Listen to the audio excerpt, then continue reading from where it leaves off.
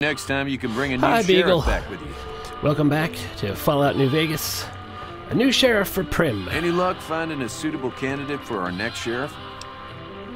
Nope, we're still looking. Ah, yes. My memory is much We clearer just now talked that to I'm you free 30 from my seconds bondage. ago in game I time. was performing recon, gathering information on some of the powder gangers. Poor Some Beagle. great He's such a cons arrived with goofball. your friend in the suit. They were talking about some delivery they took from a courier. I assume that was you? They said they'd be heading through Nipton to Novak to meet a contact there. Nipton to Novak, all right. Any luck finding a suitable candidate for our next sheriff? Still looking. So I keep I do prompting thank you Beagle so kindly for your efforts. here because when we just talked to him at the end of the last episode, there was an I reckon option he could be a sheriff to if you have the suggest skills to reprogram him.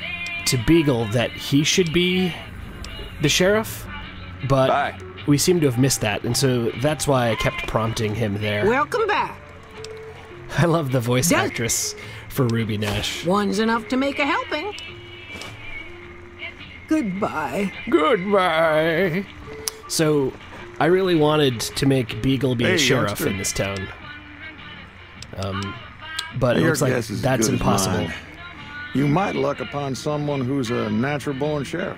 And I I heard of one fellow what got himself locked in that NCR Oh, wait. jailhouse up I-15, and maybe that ain't the best This is credential, important but a dialogue. sheriff's a sheriff.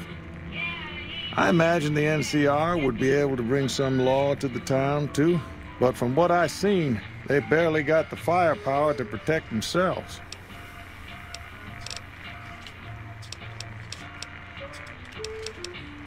Well, I guess I never thought of that. I guess he could be sheriff. If you think he could be reprogrammed for it. So it's not clear because I've been talking over all the dialogue. There are, I think, 4 options for a sheriff for Primm. One of them, I think, is Beagle. We failed that option. Maybe Sure, because we don't have a have look. high enough intelligence or speech or anything like that, because we're still going with the sexy brute build here for this playthrough. So the townspeople, including Beagle, have presented 2 other options to me. Someone from the NCR faction, who at this point we're sort of neutral with, and then someone from the Powder Gangers faction, and at this point we're essentially mortal enemies with the Powder Gangers. They've also, if you've been reading the dialogue there, listening to Beagle, presenting a 4th option, which is to have Primm Slim, the robot that is there for entertainment inside the casino, be reprogrammed to be the sheriff. And so that's what I decided to do because it's the funniest, and also because given our set of skills and Another perks, satisfied customer. it's going to be very difficult. See ya. So I think that's the most interesting thing to do. And so we're going to talk to Primm Slim, I think.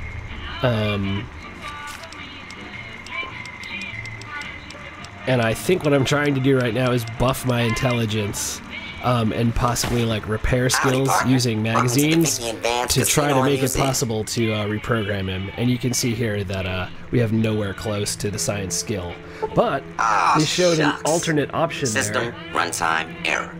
Unable to initialize law enforcement protocols, partner. So even without enough science skill, it's possible to collect fission batteries and conductors and reprogram him that way. And so that's what I decided trails, partner. to do. And so that's what's going to be going on for like the rest of this episode youngster. and probably all of the next episode, because I don't think I found Sure, have a everything that I look. needed by the end of this video.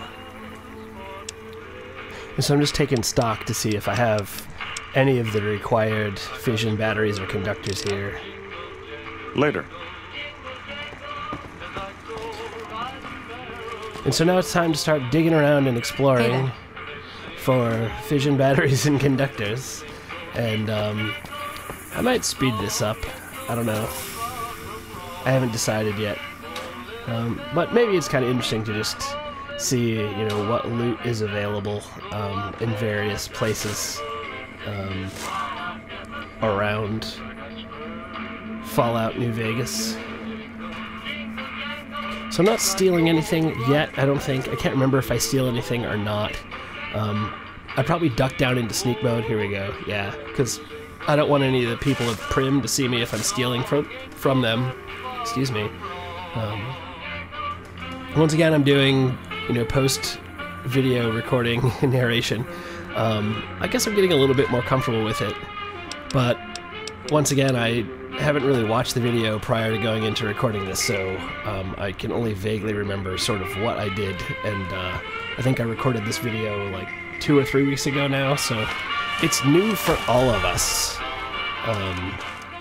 But I decided that in the future, I'm just going to wait until there are opportunities to do sort of live recording and real-time narration, because I think that it's better that way, and I also can react to what's going on in real time, where here I feel like if I was reacting to the various characters, it would just be obviously acting and fake. I'm kind of fascinated myself. That's why I'm spending so much time looking around. I don't know everything there is to know about the very deep crafting system in this game, and so there are probably uses for most of this stuff, unlike Fallout 3 or Skyrim, where Skyrim sort of has a crafting system. You can kind of make food, although it's more for immersion. There aren't really buffs associated with food or drink. I guess if you were totally out of healing potions in Skyrim and you made soup or food, you could just eat all of your apples and carrots and tomatoes and cheese. But in Fallout New Vegas, I feel like Oblivion, the developer, put a lot more effort into making the objects that you find around the game have real meaning. I think there's a quest later on in the game where you have to go collect aluminum cans. So Beagle mentioned that the raiders ran into the sheriff's house and killed the sheriff and his wife. The sheriff is Beagle's brother, and so I figured that I would just come in here and see how bad the carnage was. This just looks like an office. I don't know what I'm checking for here. Maybe I'm checking my stock to see. Okay, I have 1 conductor, and I need fission batteries. And I'm looking in the toolbox, because toolboxes often have conductors. It's a good place to look for scrap metal, scrap electronics, conductors. Those tend to be in toolboxes more than just placed randomly around the world. I noticed some bullets. And again, I'm looking for coffee mugs and coffee pots. I tried to read that. I can't read it. I don't know if I didn't wait for this. Oh my god, I totally forgot about this. Both of their heads have been blown or cut off. So there's some nice, sexy mannequins there in their underpants. I guess they don't have sheets in the Fallout universe, or they use the sheets for like curtains or something, but I don't think that any of the beds have sheets or blankets on them. I guess the radiation keeps you warm. Instead, all the mattresses just seem to have stains and blood on them. I probably skipped over that, but there's a really good gun on the ground. If you like rifles, there is the Cowboy Repeater is kind of like a combination sniper and shotgun, so it's an excellent weapon. So if you're just looking for that kind of rifle, you can find it there in the sheriff's house. Also, the sheriff's duster and sheriff's hat are nice, just in terms of kind of like role-playing or cosplaying. If you want to run around, the Nevada desert and pretend to be the sheriff.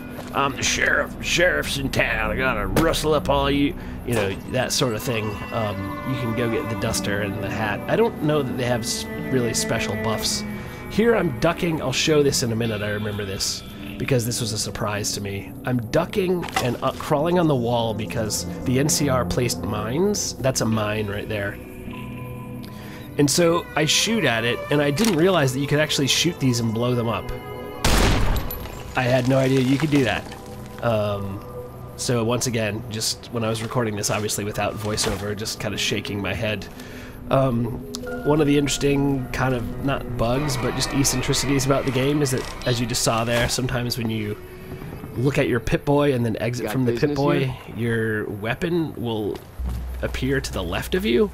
You don't switch hands. You're still holding it in your right hand, but you're just holding it way over to the left of you and then just flexing your wrist backwards in order to point the gun in front of you.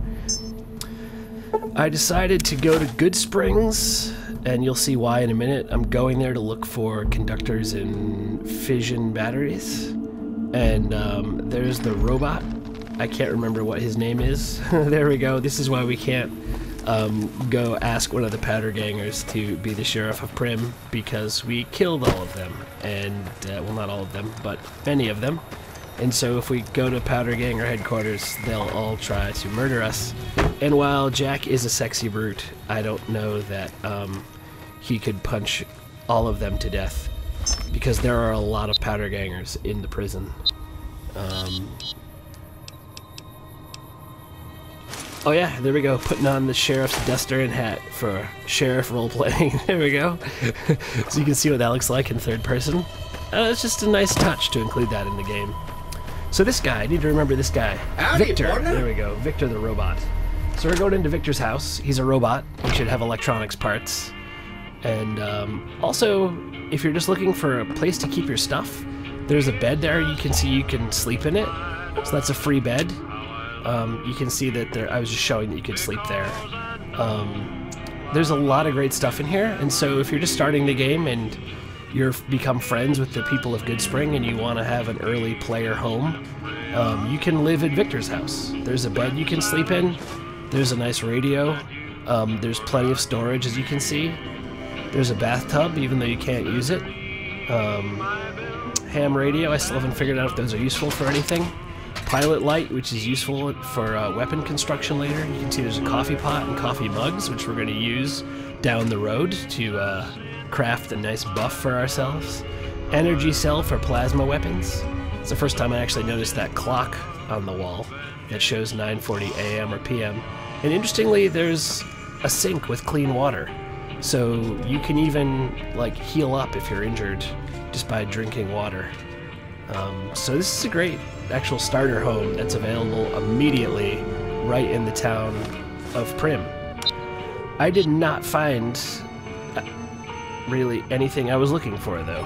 I think there was some scrap electronics, and right, I'm shaking my head because there really aren't any conductors or fission batteries, but a lot of scrap metal, which is useful for other things. So there's no workbench in here, but there are workbenches over by the bar and over by the store in Primm.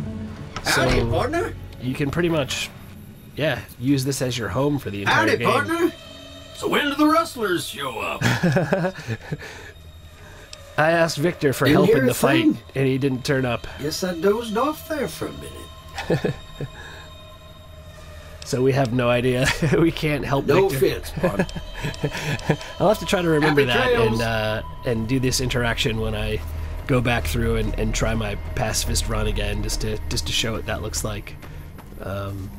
So we didn't find any fission batteries or conductors, and I'm headed over towards a place that's not very well known.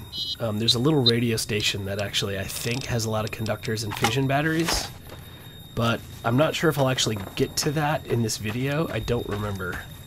I know that I'm heading over to a campfire to show off the crafting system, because I wanted to show that to you guys and ladies.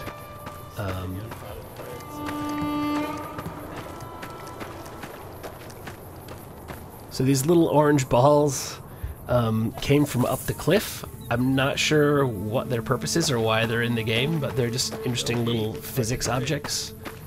I enjoy carrying them and throwing them around, and it looks like I'm going to try to hit it with the shovel and fail because the shovel swing is so slow. There we go with the very, very loud power attack sound. I need to see if I can figure out how to turn that down in-game. I might switch to the golf club here.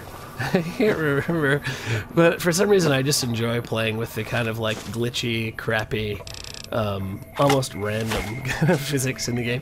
You see there's some nice glitching there, where the ball's kind of goes to try to do the golf swing with the full sheriff's outfit on. Here we go. We'll see if we can golf it. So I don't have the timing down at all. That power attack. With the golf club, you really walk forward a lot before you swing, which is not at all like how you really play golf, but I still need to figure that out, that you take like 3 steps forward before you swing. But yeah, I just think it's great that you can just carry stuff around. Yeah, so I missed it again because the ball was rolling away. I just get pissed off, I think. I think I put it in that camper over there to try to just be able to successfully hit it. But I don't know, this is one of the things that I really love about the Bethesda games. Oh, Barton Thorne, yeah, we put him on top of a campfire. He's a jerk. If you encounter him, this is kind of a spoiler, but if you encounter him in the early game, he offers you an interesting proposition that might appeal to your sense of morals or ethics, and he is just untrustworthy. There we go, we finally hit it, having put it in the camper van. And I guess the camper van is not totally level. I see all those cans there.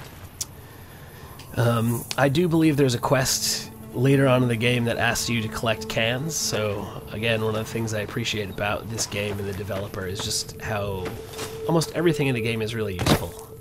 I know people who play Skyrim, and I'll stop to just talk about the campfire stuff here, but so I'm just scrolling through there, so you can see there's the recipe, black coffee, why I was collecting coffee mugs and coffee pots, and that has a pretty interesting buff. Intelligence up 3. That's really important for Jack the Sexy Brute to be able to do that. And here's why I was collecting empty soda bottles. You can make cactus water. And you can see that because our survival skill is pretty high, we know a lot of recipes, but just lack the ingredients so far. Or we have the ingredients and lack the level. But yeah, I just think that's a really cool addition to the game, that you can sit around the campfire and not only craft things to, you know, give your character buffs, but also you can tan gecko hides and sell them for a considerable amount of money. So I'm just going back through to places where I previously picked consumable plants for you know, using at the campfire, and I don't know how many days it takes for them to grow back in game, but it takes a few days. And it looks like instead of continuing forward to the radio station, you saw that radio tower that we just passed by. I think I'm instead gonna warp back to Primm to talk to the NCR about the possibility of them being the sheriff, or possibly to just see if they had conductors and fission batteries in their camp.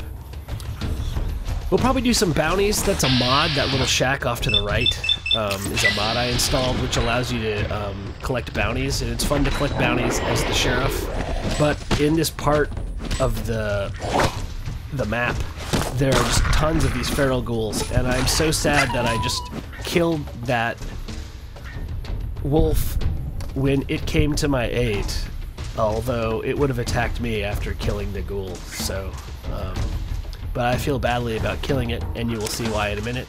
So that ghoul had a carton of cigarettes, which is nice. You can sell those for a lot of money. Maybe that's why he turned into a ghoul. Maybe he actually wasn't irradiated, but just smoked way too much. So here come more coyotes, and then here's where I feel really bad. Look at that. I killed the puppy.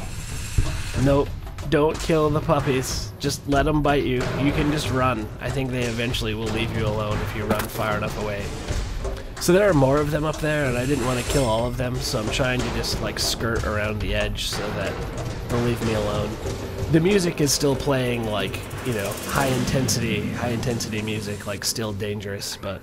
And here we go with the classic Paul Hagen Bethesda game engine platforming. So we're gonna try to get up on top of this swing set. Hip. All right, there we go. We get nice floaty jump mechanics.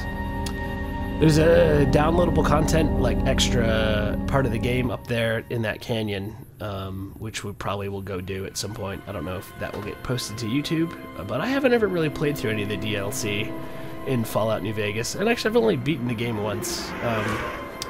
With this and Skyrim, I spend way too much time just messing around with different builds and messing around with platforming and finding all the strange little things that are to find. Empty soda bottles and teddy bears.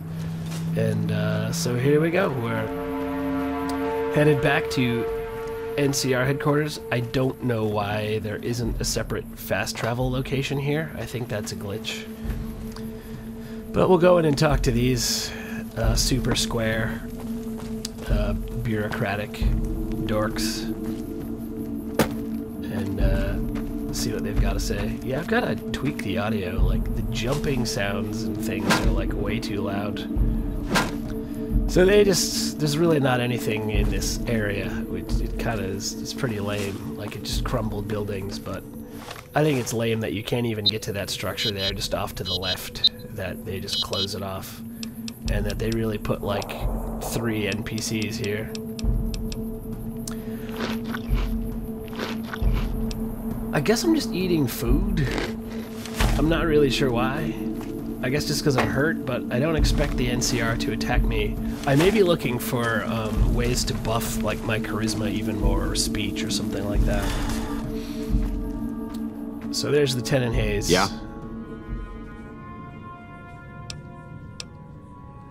We know Primm is a great strategic point, and we aren't blind to the needs of the town, but we're barely holding our own against the powder gangers. We don't have the guns or the personnel needed to carry out our mission, much less take on defending this town as well.